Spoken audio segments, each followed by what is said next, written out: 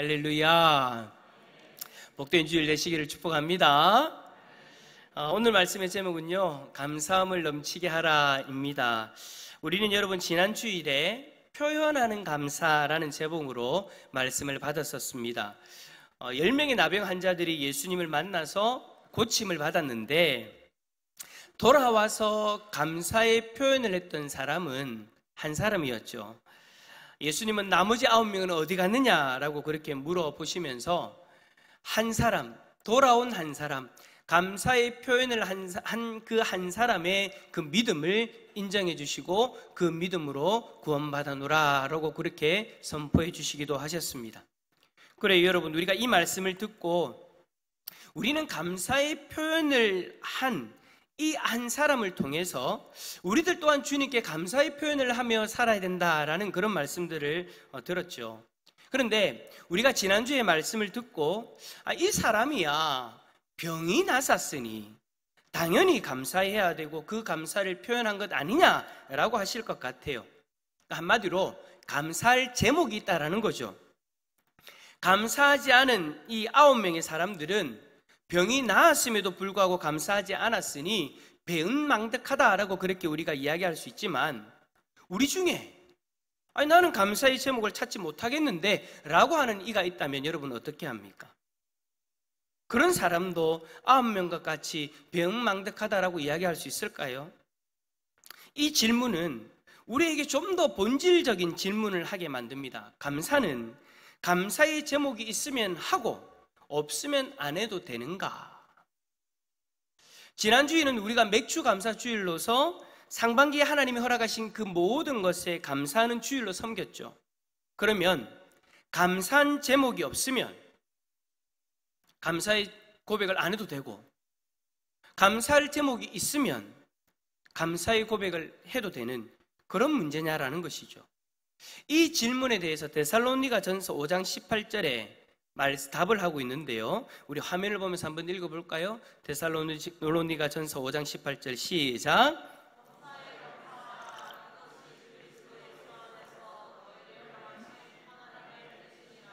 아멘.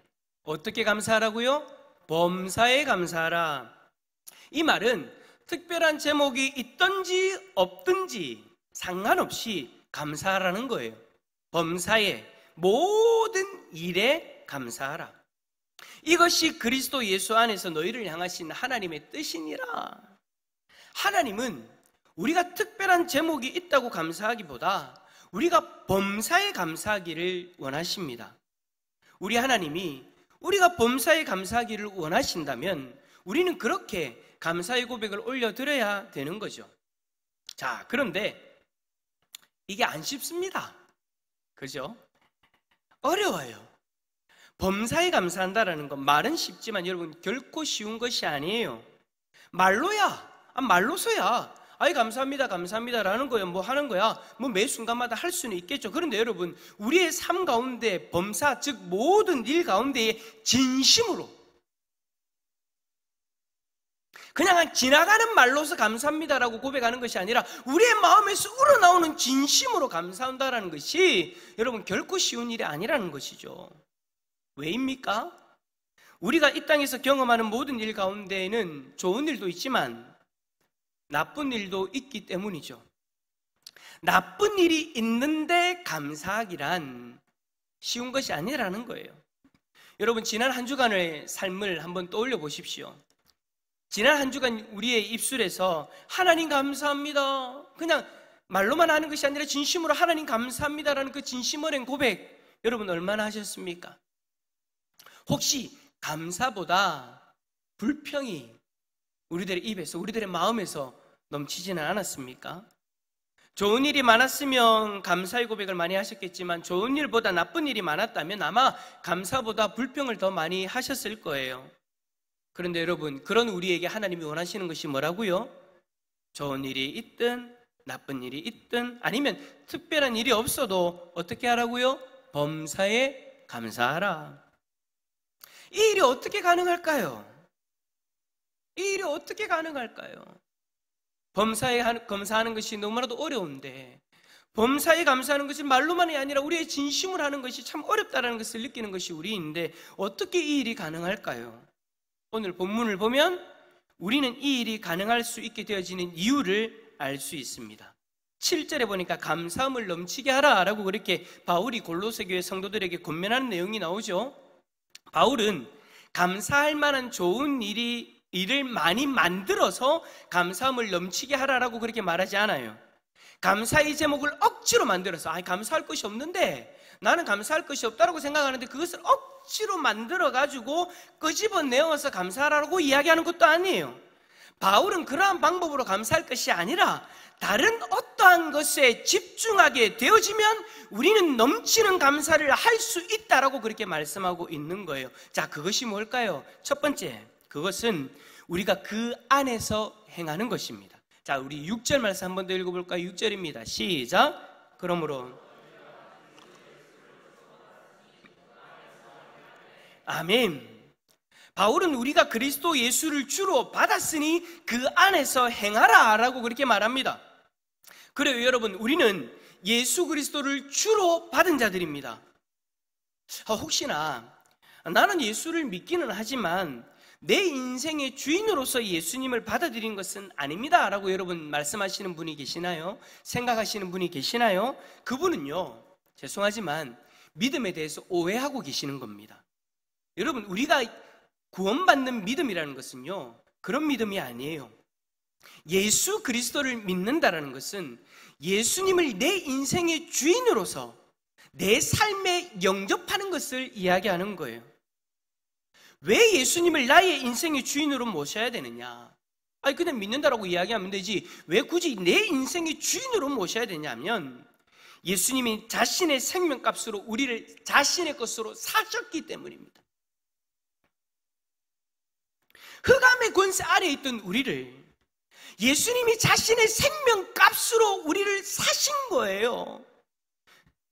우리의 죄값을 대신 자신의 생명값으로 치러주시고 우리를 구원하셔서 하나님 백성 삼아 주신 것이죠. 그렇기 때문에 우리가 예수 그리스도를 믿음으로 영접한 사람은요, 더 이상 자신의 인생이 자신의 것이 아니다라는 거예요. 누구의 것이냐? 우리의 인생을 자신의 생명값으로 사신 예수 그리스도의 것입니다. 한마디로 예수님이 저와 여러분의 주인이시다라는 것이죠. 그러니 여러분, 이제 우리는요, 우리 마음대로 살 것이 아니라 예수님 안에서 행해야 됩니다. 다른 말로 예수님 뜻대로 살아야 되는 거죠. 그럼 예수님 안에서 행하는 것과 범사에 감사하는 것은 여러분 어떤 관계냐라는 질문이 생길 거예요. 그리스도 예수 안에서 우리가 행하게 되어지면은요, 우리는요, 감사할 수 있어요. 만약 여러분 우리의 인생의 주인이 우리 자신이라면 우리는 범사에 감사하기가 참 어려운 존재예요. 내가 내 인생의 주인이라면 내 뜻대로 하고 내 욕심대로 되기를 원하는데 그 일들이 내 마음대로 되냐라는 거예요. 내 인생이 내가 주인이어서 내 마음대로 하는 것이고 내가 원하는 대로 되어져야 되고 내가 바라는 것들이 이루어져야 우리가 여러분 감사할 수 있고 성공한다라고 그렇게 이야기를 하는데, 여러분 우리가 인생을 그렇게 살아보니 내가 원하는 대로 되냐라는 거죠. 내 인생의 주인으로 내가 내 마음대로 내가 원하는 대로 내가 추구하는 것을 위해 내가 목표하는 바를 위해 달려가는데 그게 내 마음대로 되지 않죠. 그러니까 여러분 어떻게 되어집니까? 감사보다 불평이 더 많아지는 거예요. 하지만 여러분 예수 그리스도가 내 인생의 주인이 되어주시면 다릅니다. 예수님이 내 인생의 주인이시니 우리는 내 인생을 내 뜻대로 내 욕심대로 살기를 원하지 않습니다. 이제는 내가 아니라 예수님이 내 주인이시니 예수님의 뜻이 우리 인생에 드러나고 이루어질 때 우리는 여러분 진정한 감사를 할 수 있게 되어지는 거죠. 그런데 여러분, 예수님이 내 인생의 주인이 되어주셔서 내 인생을 이끌어 가실 때, 우리의 인생을 이끌어 가실 때 예수님이 실패하십니까? 예수님이 실수하시나요? 예수님이 뜻하는 바를 못 이루시는 분입니까? 우리하고 똑같이 우리가 뜻하는 바를 못 이루어서 불평하는 분이냐라는 거예요. 예수님은 아니죠. 예수님은 우리하고 다르죠.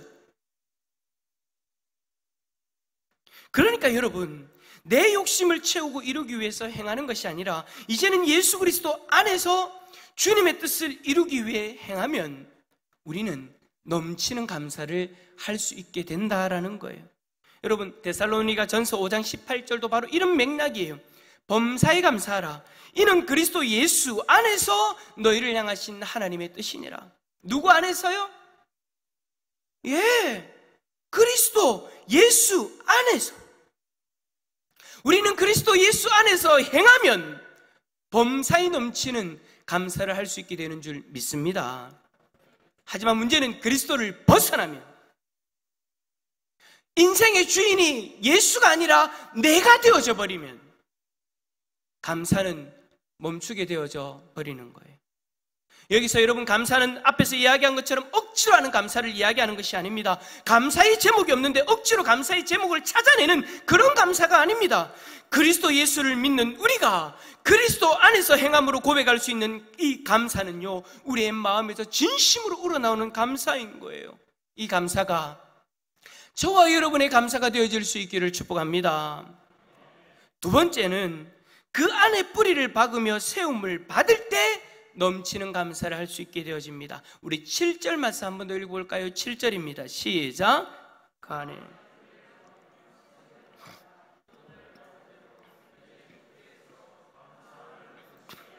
아멘.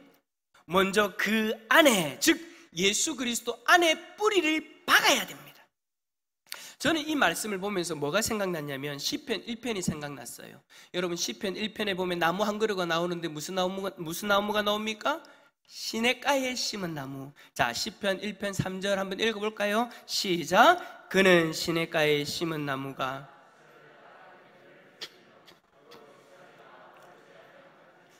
그가 하는 모든 일이 다 형통하리로다. 아멘. 시냇가에 심은 나무는 시냇가에 뿌리를 내리고 있기 때문에 사시사철 푸르고 철따라 아름다운 열매를 맺게 되어지는 거예요. 오늘 여러분 마치고 식당 가서 자두 먹는 거, 그것도 여러분 그 나무가 좋은 땅에 뿌리를 내려서 영양분을 공급받기 때문에 시냇가에 심은 나무처럼 그렇게 열매를 맺어야 될 때 맺을 수 있는 거죠. 그런데 우리의 인생에 오늘 말씀은 뭐라고 이야기하느냐? 주 안에 뿌리를 내려라. 주 안에 뿌리를 내리고 있는 사람은 바로 시냇가에 심은 나무와 똑같다라는 것을 이야기하고 있는 거예요. 그리고 여러분, 세움을 입어라는 이 말은 쌓아 올리라라는 뜻인데 어떠한 기초 위에 건물이 높이 지어져 올라가는 것을 이야기하는 거죠. 그러니까 예수 그리스도 안에 뿌리를 박고 예수 그리스도 위에 그 인생의 건물을 올려가는 거예요. 우리가 예수 그리스도를 믿는다는 것은 바로 여러분 이러한 것입니다. 내 인생의 기초가 예수 그리스도가 되어지는 것이고 내 인생의 건물이 예수 그리스도 위에 그 위에 세워져 가는 거예요. 그래요 여러분, 우리가 예수 그리스도를 기초로 삼고 예수 그리스도 위에 우리의 인생의 집을 짓기 시작하면요, 오늘 본문의 말씀처럼 우리는 넘치는 감사를 할 수 있게 되어집니다. 하지만 문제는 예수 그리스도를 벗어나면 문제가 된다라는 거예요. 어떤 이는 예수 그리스도를 믿는다라는 그 말 한마디로 모든 것이 다 이루어졌다라고 착각을 합니다. 하지만 여러분, 성경은 그렇게 이야기하지 않아요. 말 한마디, 나는 예수 그리스도를 믿어요라는 그 말 한마디로 여러분 그 모든 것이 결정되어지는 것이 아니다라고 이야기를 해요. 예수 그리스도를 믿는다라는 것은 내 인생의 기초를 바꾸어 버리는 거예요. 예수 그리스도를 믿기 전에 내 인생의 기초로 생각했던 그 모든 것들, 다른 우상의 종교들, 다른 철학들, 세상의 논리들, 그 모든 것들을 다 내려놓고 예수 그리스도를 내 인생의 기초로 두고 살아가는 거예요. 내 인생을 예수 그리스도에게 받고, 내 인생의 뿌리를 예수 그리스도에게 받고 예수 그리스도로 말미암아 공급되어지는 그 영양분, 그 은혜, 그 은혜로 살아가는 인생을 이야기하는 것이죠. 그래서 여러분, 무엇을 하든지 이러한 인생은 예수 그리스도를 벗어나지 않아요. 언제나 예수 그리스도가 시작이 되어지고요, 언제나 예수 그리스도로 중심으로 살아가고요, 언제나 예수 그리스도가 끝이 되어져야 합니다. 왜냐? 예수 그리스도가 우리 인생의 길이요 진리요 생명이시기 때문입니다. 할렐루야. 그러므로 예수 안에서 뿌리를 받고 세움을 받아보십시오. 우리가 예수님을 믿기 전에는 이러한 삶 생각도 해보지 않았습니다. 하지만 이제 이러한 삶을 살아갈 수 있는 기회가 저와 여러분에게 열려진 거예요. 여러분의 삶 가운데 넘치는 감사를 하는 그러한 삶을 살기를 원하지 않으십니까? 그렇다면 오늘 저와 여러분은 바울의 권면에 귀를 기울여야 됩니다. 예수 그리스도 안에 뿌리를 받고, 저는 오늘 이 말이 참 제 가슴에 좀 심하게 강하게 다가옵니다. 예수 그리스도 안에 뿌리를 박자고요. 뿌리를 박자고요. 왜 자꾸 세상 가운데 뿌리를 곁다리를 주려고 하는지 모르겠습니다. 왜 자꾸 예수 그리스도가 자신의 생명값으로 우리를 이쪽에 옮겨놨는데, 뿌리를 박으라고 옮겨놨는데 우리는 왜 자꾸 여기에 있으면서도 이쪽에 뿌리를 박으려고 그렇게 애쓰는지 모르겠습니다. 그러니까 여러분, 감사가 사라지고 불평하게 되어지는 거예요. 뿌리를 박자고요. 박으면 여러분 안 뽑힐 정도로 박아야 됩니다. 대충 묻었다가 언제든지 요 옮겼다 저 옮겼다 할 수 있는 그런 것 말고 뿌리를 박자고요. 발음이 좀 너무 셉니까? 박자고요. 뿌리를 박고 그리스도 위에 우리 인생을 세워 나갑시다. 그럼 결국 우리의 인생이 예수 그리스도를 떠나지 않게 되어질 것입니다. 할렐루야. 예수 그리스도로 시작해서 예수 그리스도로 끝나는 인생, 이러한 인생 우리 모두 한번 살아봅시다. 그래 하면 주 안에서 감사함을 넘치게 하는 은혜를 누리게 될 줄 믿습니다. 마지막 세 번째로, 교훈을 받은 대로 믿음에 굳게 서면 됩니다. 다시 한번 더 우리 7절 말씀 한번 더 읽어볼까요? 시작. 그 안에 뿌리를 박으며.